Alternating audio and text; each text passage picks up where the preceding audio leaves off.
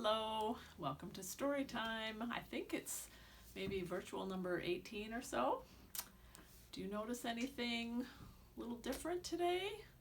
Maybe my background, this covering, my shirt. I even put on purple glasses.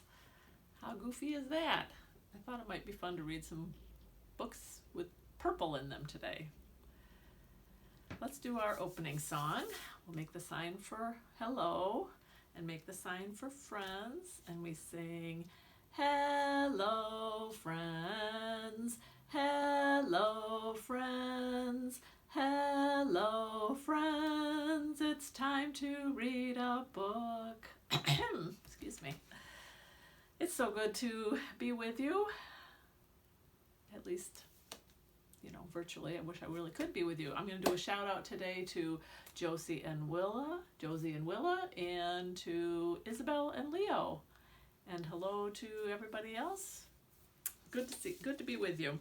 Let's read Harold's Treasure Hunt by Crockett Johnson. Well, it's based on the character by Crockett Johnson. You guys probably know Harold and the Purple Crayon, right? So, Harold still has his purple crayon. One clear night, Harold got up and went for a walk on the beach. He took his purple crayon and asked the moon to come and light the way. Looks familiar so far, right? The beach was empty and peaceful once the families went home. The salty smell of the ocean reminded Harold of tales of pirates and adventure on the high seas. He decided to find some pirates and join their adventure. Harold knew that the best place to find pirates was on a pirate ship. Look, there's the anchor. And there's that chain and rope. He found an anchor with a big chain. It went up and up and up. Harold was sure a ship must be attached to the other end, so up he climbed. He put a porthole that they can look out of. He put a porthole at the top of the chain so he could climb aboard. There might be treasure, Harold thought as he climbed in. Yeah, sometimes pirates have treasure, right? Harold hoped the pirates would be asleep since it was nighttime. He knew pirates could be grumpy if you wake them up, so he stayed very quiet so as not to disturb them. Harold checked and made sure that everything was ship shape. He wondered what it would be like to be a pirate. Maybe he's going to find out. He made a pirate hat and used his purple crayon like a sword. He jumped around pretending to be a pirate until a pirate came along. He was indeed grumpy, so Harold gave him his hat back. Harold asked the grumpy pirate about treasure. He didn't seem to want to talk about that. The grumpy pirate waved his sword. Harold wondered what the pirate might be trying to tell him. Eventually, Harold got the point.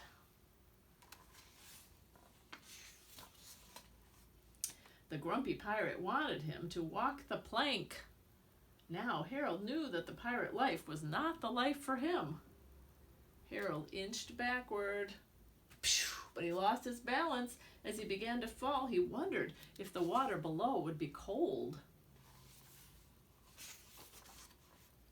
Harold fell down, down, down through the air, holding his crayon tightly. Harold held his breath as he dove underwater. See the bubbles coming out? Harold wondered if there was treasure to find under the sea.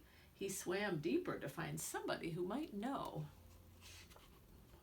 Who might he find under the sea?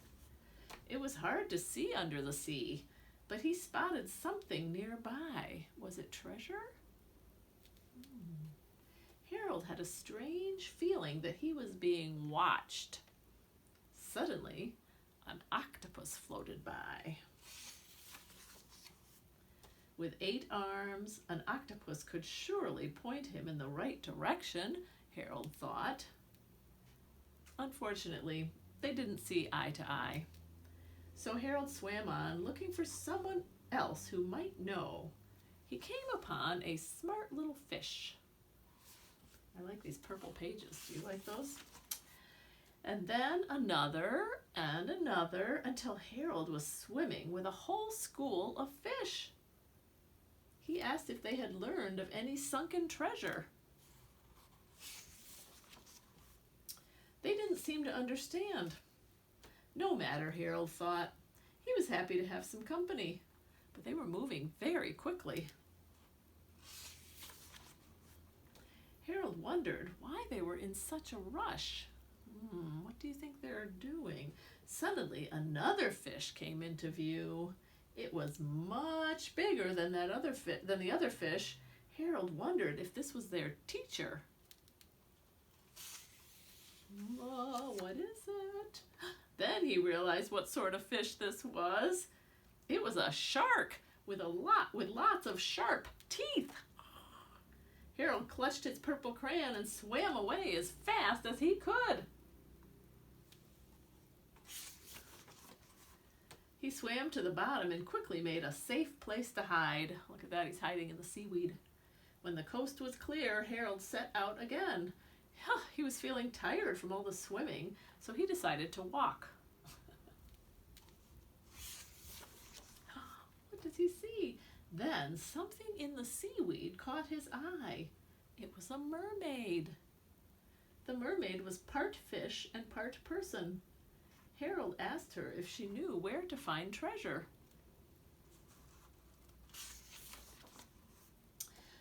But she was busy playing with a starfish, and he didn't want to interrupt them.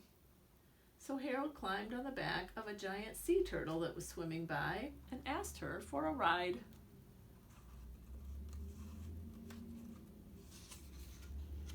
My fingers are struggling here. Whoops.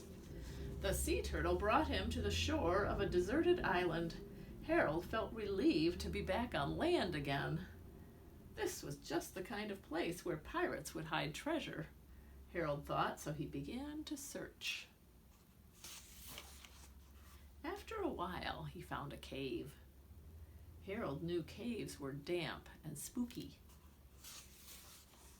and might even be filled with bats.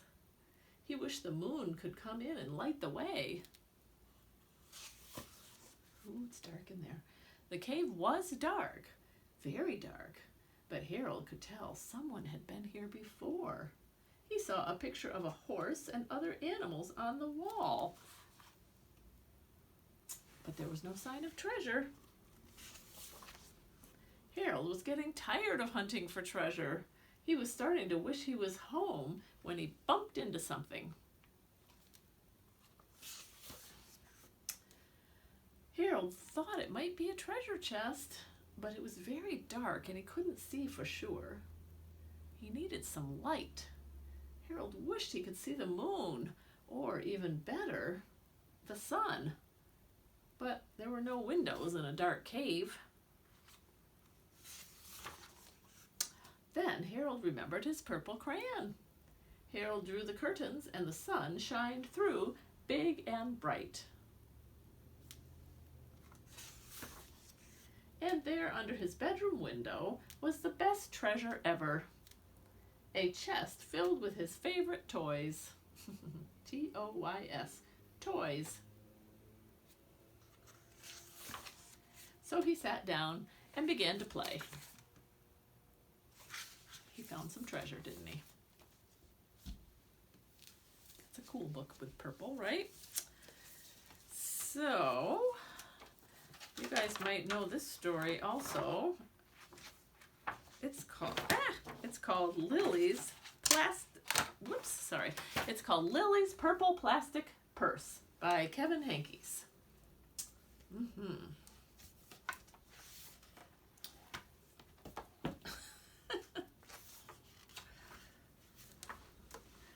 Lily loved school. I love school. She loved the pointy pencils. She loved the squeaky chalk. Eek! And she loved the way her boots went clickety-click-click, down the long, shiny hallways. Lily loved the privacy of her very own desk. She loved the fish sticks and chocolate milk every Friday in the lunchroom. Straws make everything taste better, she thought. For you, and most of all, she loved her teacher, Mr. Slinger. Mr. Slinger was as sharp as a tack. He wore artistic shirts, he wore glasses on a chain around his neck, and he wore a different colored tie for each day of the week. Wow, said Lily. That was just about all she could say. Wow. Instead of greetings, students, or good morning, pupils, Mr. Slinger winked and said, howdy. He thought that desks in rows were old-fashioned and boring. Do you rodents think you could handle a semicircle? And he always provided the most tasty snacks, things that were curly and crunchy and cheesy. I want to be a teacher when I grow up, said Lily. Me too, said her friends, Chester and Wilson and Victor.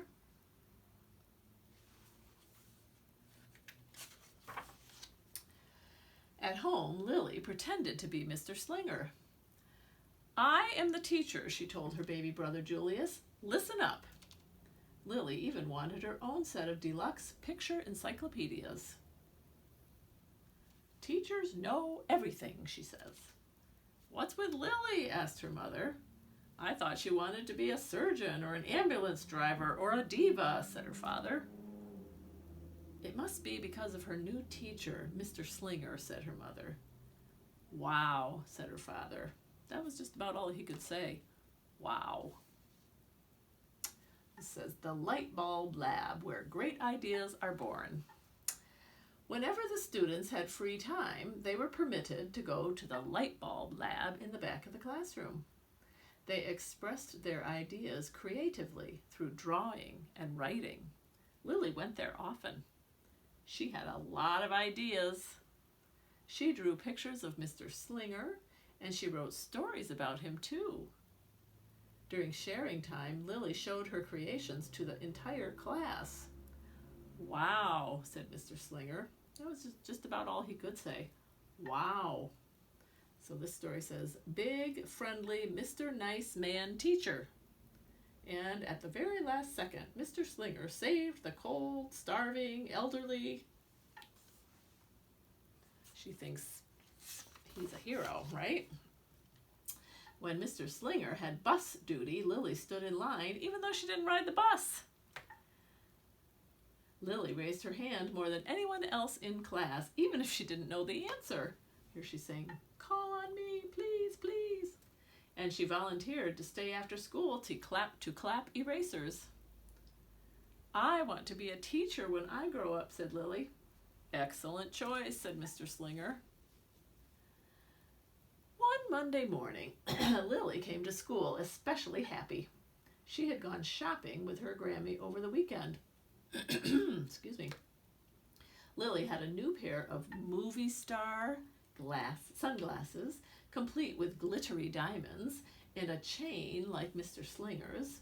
She had 3 shiny quarters, and best of all, she had a brand new purple plastic purse that played a jaunty tune when it was opened. She's cool, isn't she? Lily wanted to show everyone. Not now, said Mr. Slinger. Listen to our story.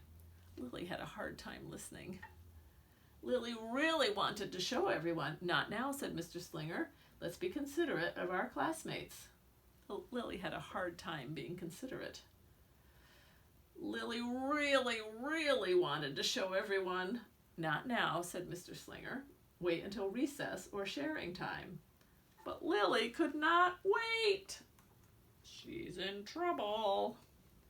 The glasses were so glittery, the quarters were so shiny, and the purse played such nice music. Not to mention how excellent it was for storing school supplies. Look, Lily whispered fiercely. "Look, everyone, look what I've got." Everyone looked, including Mr. Slinger. He was not amused.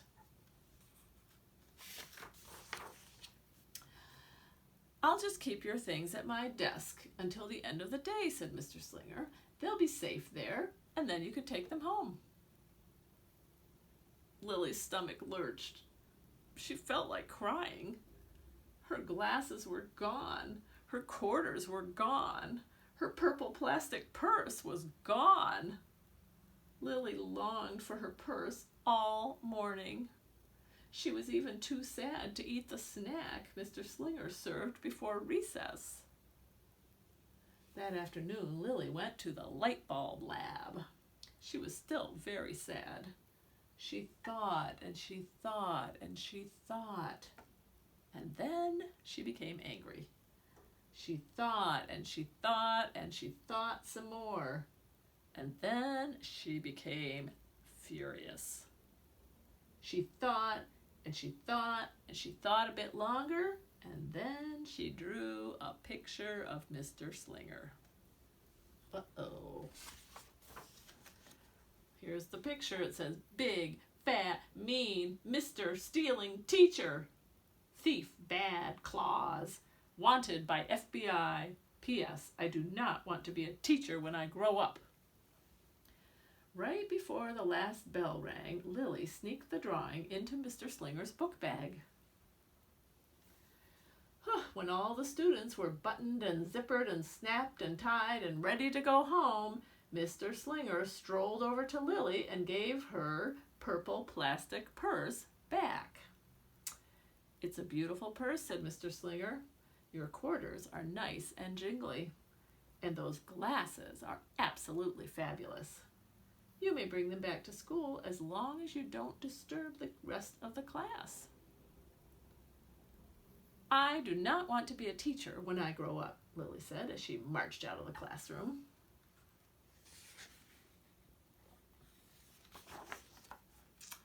On the way home, Lily opened her purse. Her glasses and quarters were inside, and so was a note from Mr. Slinger. It said, "Today was a difficult day. Tomorrow will be better." There was also a small bag of tasty snacks at the bottom of the purse. Lily's stomach lurched. She felt like crying. She felt simply awful. Lily ran all the way home and told her mother and father everything.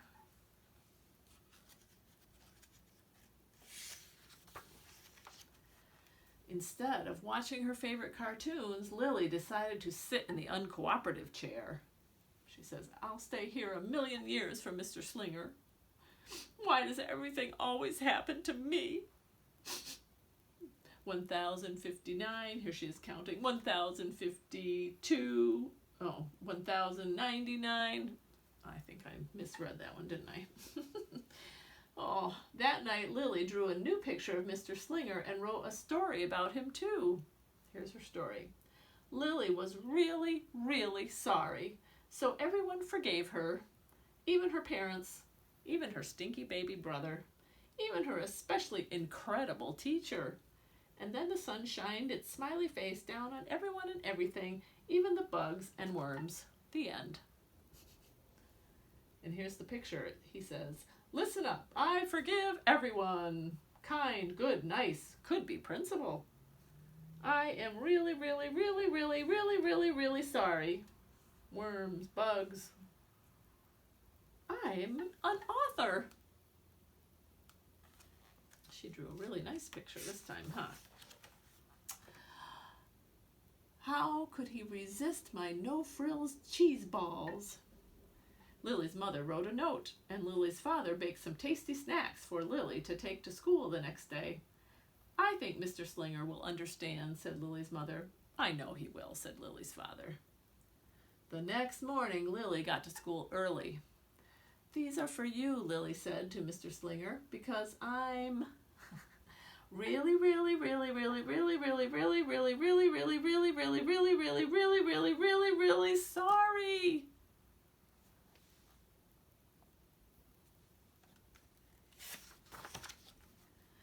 Mr. Slinger read the story, and he looked at the picture, and he read the note.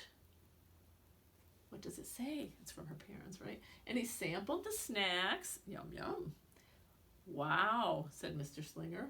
That was just about all he could say. Wow. What do you think we should do with this? Asked Mr. Slinger. He's talking about the bad note. Could we just throw it away? Asked Lily. Excellent idea, said Mr. Slinger. During sharing time, Lily demonstrated the many uses and unique qualities of her purple plastic purse, her shiny quarters, and her glittery movie star sunglasses. It's like having an extra pocket with a radio inside. 3 quarters are even better than a dollar bill because they make noise. Glamorous protection from harmful rays, she says. Then she did a little performance using them as props. It's called interpretive dance, said Lily. Mr. Slinger joined in. Wow, said the entire class. That was just about all they could say. Wow. Throughout the rest of the day, Lily's purse and quarters and sunglasses were tucked safely inside her desk. She peeked at them often, but she did not disturb a soul. Right before the last bell rang, Mr. Slinger served Lily's snacks to everyone's delight. What do you want to be when you grow up? Asked Mr. Slinger. A teacher! Everyone responded. Lily's response was the loudest. Excellent choice, said Mr. Slinger.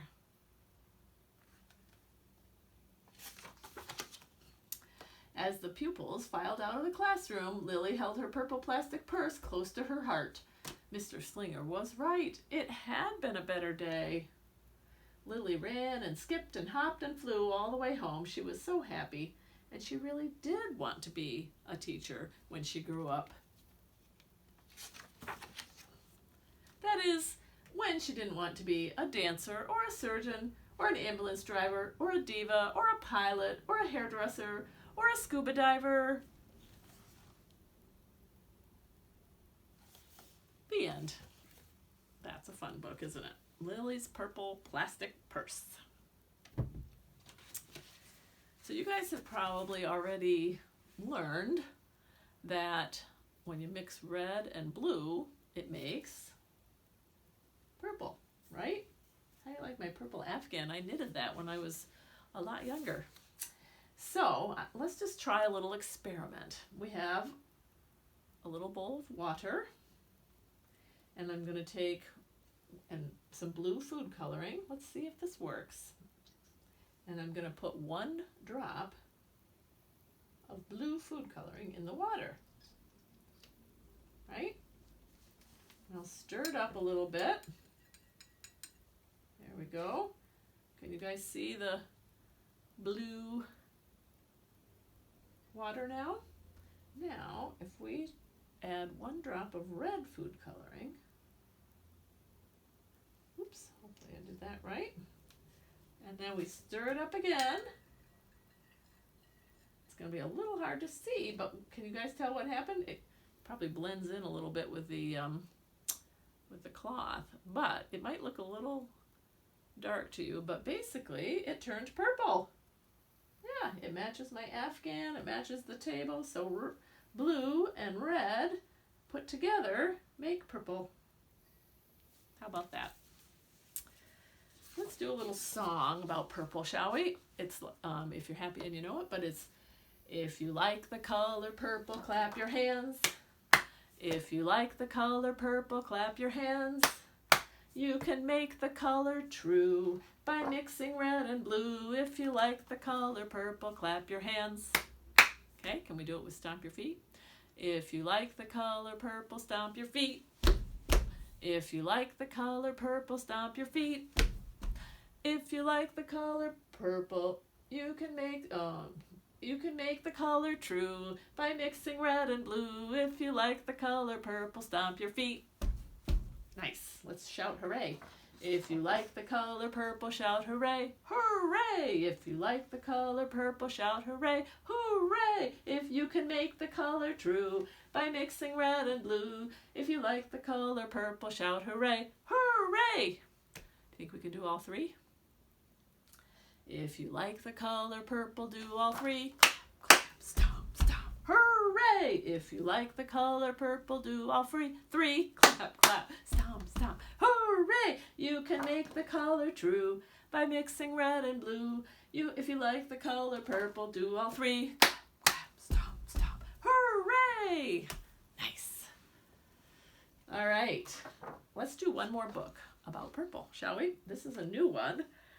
It's by Kristen Bell and Benjamin Hart, and it's called The World Needs More Purple People. What could that be about, I wonder? Illustrations are by Daniel Wiseman. This little person here says, "Hey kid, I've got a secret. It's gonna knock your socks off, and I can't wait to share it with you." What is that secret? All right.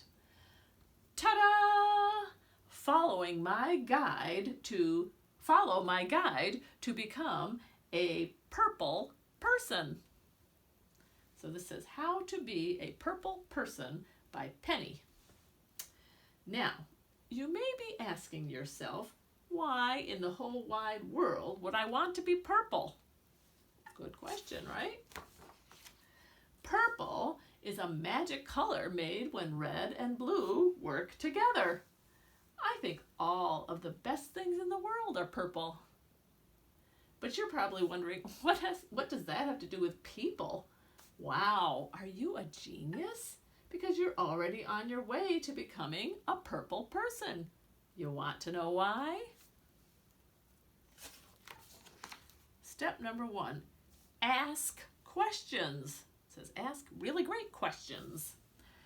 My dad says purple people ask great questions. Questions about everything, even questions about questions. Hey Dad, how far away is outer space? Have you ever met a dolphin? How many dolphins live in outer space?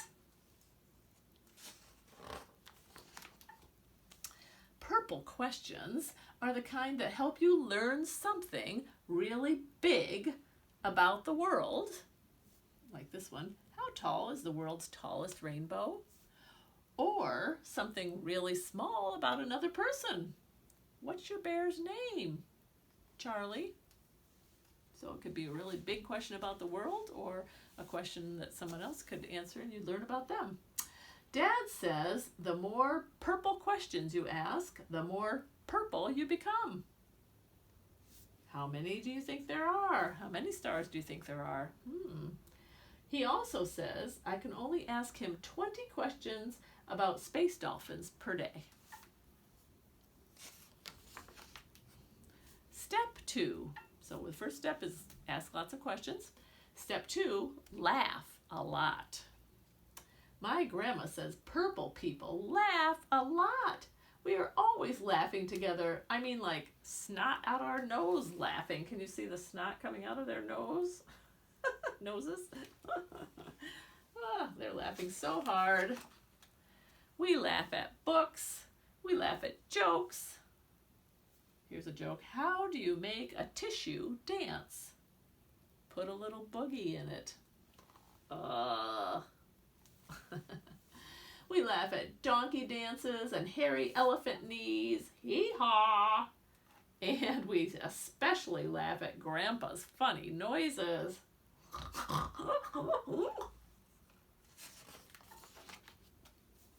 Purple laughing helps us remember the things we share and forget what we thought made us different. And it's almost impossible to be angry when you are laughing. Try it. I dare you. Grandpa says the more purple laughing you do, the more purple you become. She also, that's Grandma that says that, sorry. She also says Grandpa's noises are her favorite funny noises in the whole wide world. Okay, so the first step was ask lots of questions. The second step was laugh a lot, right? Here's step 3. Use your voice and don't lose your voice. My mom says purple people use their voice and don't lose their voice. voice. She encourages me to use my voice to sing.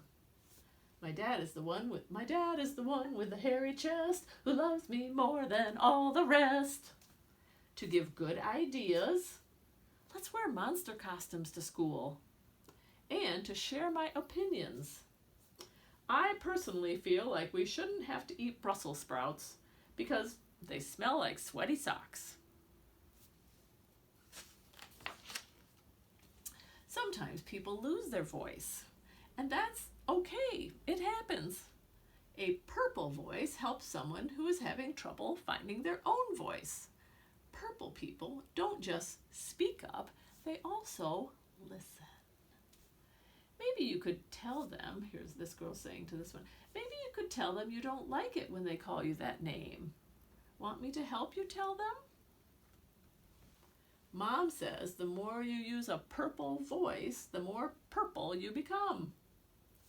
Mom, can you help me with my play? She also says she heard my opinion on Brussels sprouts, but I still have to eat them. I'm going to work on a better argument.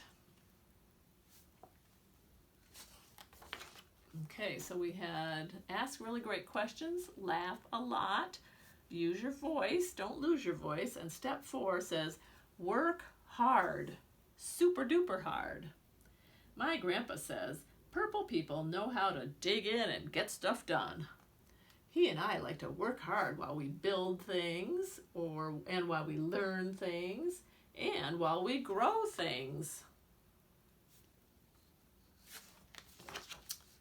Purple work is the kind of work that's done together to change something that needs changing.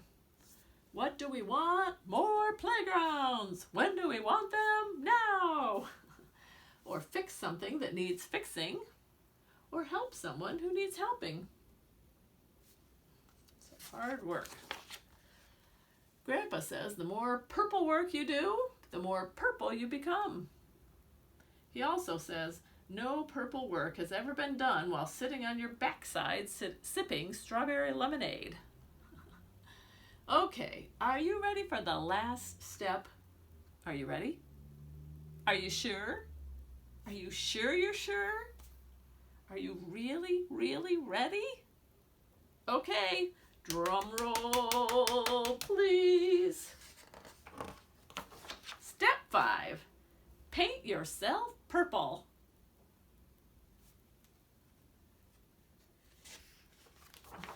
Just kidding. That's not the way to become a purple person. Actually, being a purple person has nothing to do with what you look like. My teacher says purple people look all sorts of ways. Here we got a whole bunch of different purple people. They are big and small, and old and young. Some wear cool coats. Some wear shorts with lots of pockets. And some wear funny hats. She says some purple people feel blue sometimes, means sad, and red other times. And some purple people even have green hair. Here's someone with green hair right there. So step 5 is really just be the real you. Like my teacher always says, purple people come in every color you can dream up, and every size you can think up. The only way to be purple is to just be you, because you're the only you we've got.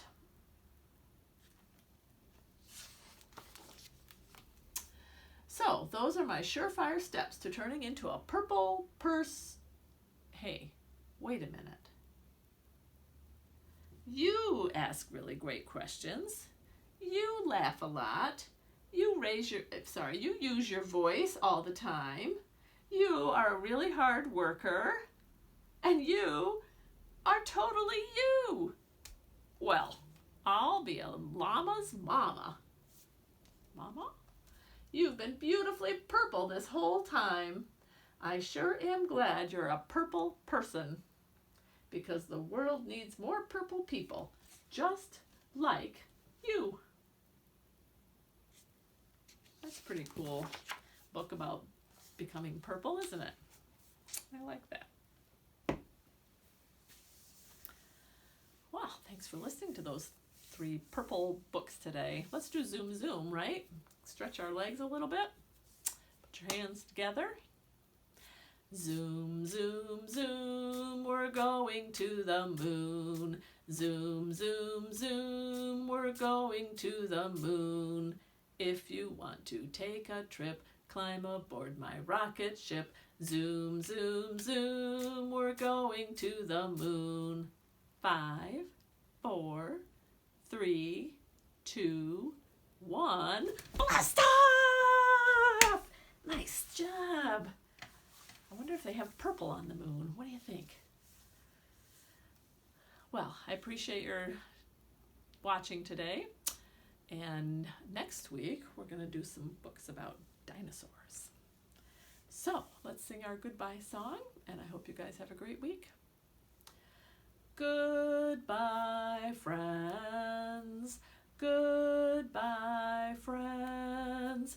Goodbye, friends. It's time to say goodbye. Thanks for watching.